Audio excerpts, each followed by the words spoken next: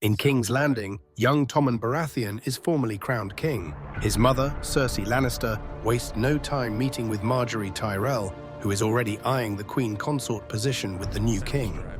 Their conversation is polite but thick with underlying tension, as Margaery subtly angles for the marriage, and Cersei remains wary. Later, Cersei has a tense discussion with her father, Tywin Lannister. He reveals the shocking truth that House Lannister is facing severe financial problems, heavily indebted to the Iron Bank of Braavos to secure their power and wealth. Tywin insists on strategic marriages. Cersei must marry Loras Tyrell, and Jaime is to return to Casterly Rock to rule and take a wife, effectively ending his relationship with Cersei. Cersei is furious at being a pawn in her father's game. Cersei also has a brief, pointed conversation with Oberyn Martell, subtly threatening anyone who might harm her daughter Myrcella, currently in Dorne, Somerset. Across the Narrow Sea in Meereen, Daenerys Targaryen receives momentous news. Joffrey is dead, and her forces have captured the Meereenese navy. With 93 ships, sailing for Westeros now seems possible.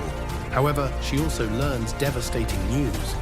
The cities she previously liberated, Yunkai and Astapor, have fallen back into the hands of slavers, with the freed people being re-enslaved or suffering under brutal new rulers. Faced with this harsh reality, Daenerys makes a difficult, pivotal choice.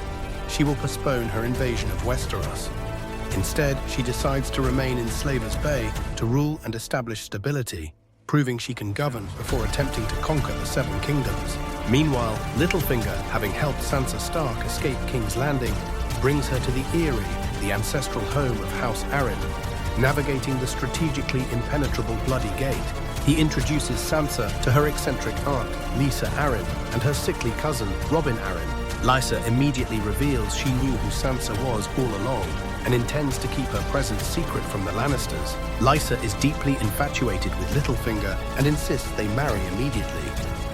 In a shocking confession to Littlefinger during their wedding night, which Sansa sadly overhears, Lysa admits that years ago she poisoned her husband, Jon Arryn, and blamed the Lannisters, all at Littlefinger's manipulation. Later, Lysa corners Sansa, asking unsettling questions and stating that once Tyrion is executed, Sansa will marry Robin and become Lady of the Vale. On the road, Brienne of Tarth and Podrick Payne continue their awkward journey, struggling with basic survival like cooking. Their dynamic as a dedicated knight and her reluctant, inexperienced squire is highlighted as Brienne considers dismissing him but ultimately doesn't. Elsewhere, Arya Stark, still traveling with the Hound, practices her water dancing, but the Hound dismisses her training as useless, emphasizing his brutal, pragmatic view of survival and combat. In the far north, Jon Snow leads a detachment of Night's Watch brothers to Craster's Keep to eliminate the mutineers who have taken refuge there. They discover Ramsay Snow and his men are also there, brutally torturing prisoners. Jon leads the attack. Hidden nearby, Bran Stark, Jojen, Meera, and Hodor are traveling towards the Three-Eyed Raven.